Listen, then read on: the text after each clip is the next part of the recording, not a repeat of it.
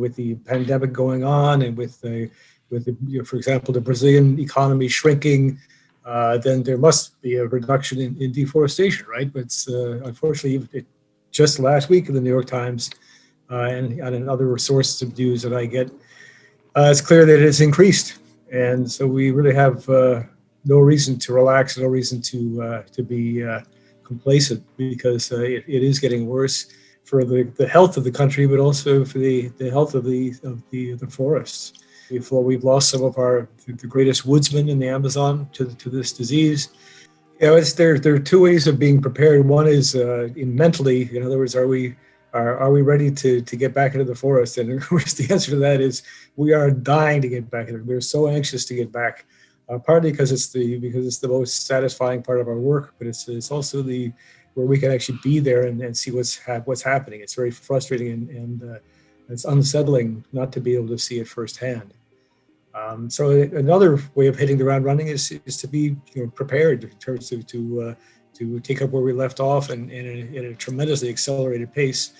We have training programs that of course are field oriented, and we have a backlog of 5 or 6 courses that we're going to have to teach within a grant period. So it's not as if we can just take up where we left off. We really have to speed up. We have to hit the ground, not running but flying. Really, it's.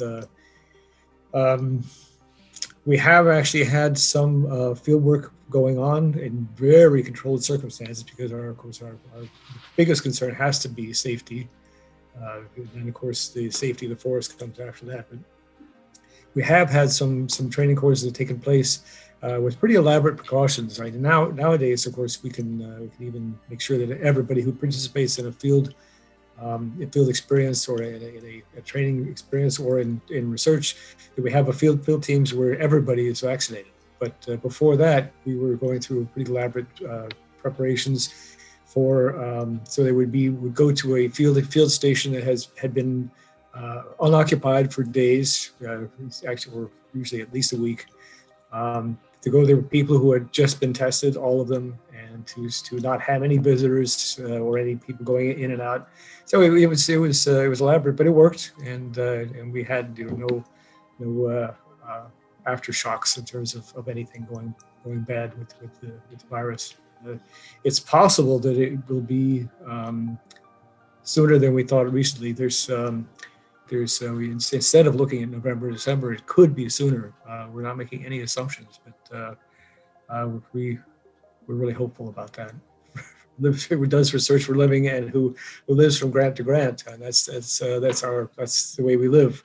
That's what our working life is like. And so the good news was that we have some grants in place, and we have funding to support what we're going to be doing for the next year or so.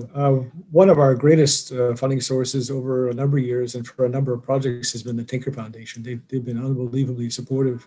But that really is just we're so grateful for what they've done to support a lot of our more interesting initiatives, because a lot of times it's hardest to get the support for something new rather than something you've already done or almost done. But when we're not on the field, which is the majority of the year, even when there are no barriers. We have a lot we can do and a lot we need to do. So we've had put a huge amount of work into a collaborative agreement with the Brazilian Forest Service.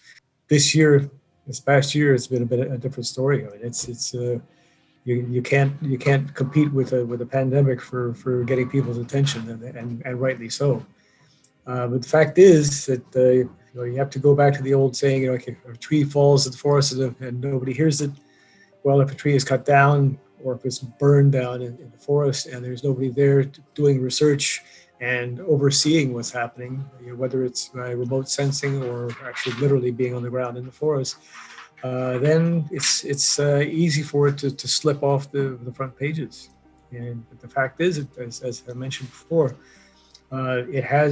deforestation has increased. One totally unexpected factor has been the fires in the Pantanal. And this is the region that is a kind of an ecotone or a mosaic of vegetation between Amazonian forest and the central savannas of Brazil. And this is an area that is mostly swamps or seasonal swamps. But it's been a historically dry year, with the result that there have been huge fires in the Pantanal. This has never happened before. Oh, well, very early on in the pandemic, I received some really terrible, disturbing news that one of my dearest friends, but also one of the two or three greatest woodsmen in the Amazon, a guy named Edilson Consuelo de Oliveira, that he had caught the disease and was in the hospital. I was really panicky. I was talking to his family and trying to get news about it. But it turns out he's a really tough guy, and he came out of it. He was the feel good story about this, because not only did he come out of it, he's feeling well. He's been tending his crops of his little small farm that he's working on while waiting to go back to the forest like the rest of us. And he just got vaccinated, and so he's ready. I'm ready. So one thing we have to do is to keep up pressure. Unfortunately, that the U.S. government we have now is going to put pressure. In fact, was already doing so during the campaign. The president's campaign was already putting pressure on tropical countries about deforestation. Is that we really have to be careful not to kind of preach down to our colleagues in the tropical world, because these are people who are highly educated and who are actually take a lot more risks than we do, politically and otherwise. So we really have to support them rather than try and be, let's say, paternalistic about it. Say, well, why don't we just go ahead and just buy the Amazon and tell people to stop cutting it down? Well, that's pretty old politics, and we really have to get up to date with it. Like I said before, we're putting together teams of people that are where everybody's already been vaccinated. So that's really important. I owe a lot of what I'm able to do to two things. One is working at an amazing institution, and the other is working with amazing people, both in my institution and in the places where I do my research. But also it relates to what people can do. And what people can do is, if they have the wherewithal, they can donate and they can support research.